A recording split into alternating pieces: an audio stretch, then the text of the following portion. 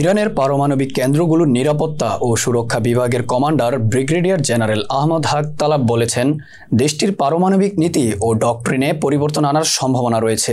Israel ইরানে হামলা চালানোর দুঃসাহস দেখালে তাদের নির্দিষ্ট লক্ষ্যবস্তু ধ্বংস করার জন্য শক্তিশালী ক্ষেপণাস্ত্র ছোড়ার ট্রিগারে আঙুল রাখা আছে।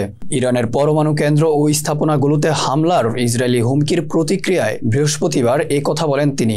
ইরানের ইসলামী বিপ্লবী গার্ড বাহিনীর IRGC commander general Ahmad Talab আরও বলেছেন, এ ধরনের হুমকি নতুন কিছু নয়। অবৈধ ইহুদিবাদী ইসরায়েল বহু বছর ধরেই এ ধরনের হুমকি দিয়ে আসছে।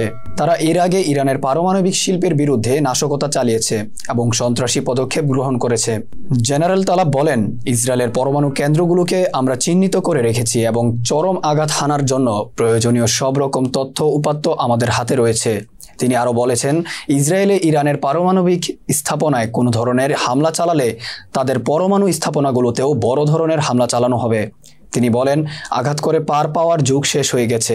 ইরানের বিরুদ্ধে কোনো আগ্রাসন চালালে সশস্ত্র বাহিনী এর উপযুক্ত জবাব দেবে। আমাদের সশস্ত্র বাহিনী তাদের উপর এমন আঘাত হানবে যা ইতিহাসে স্মরণীয় হয়ে থাকবে।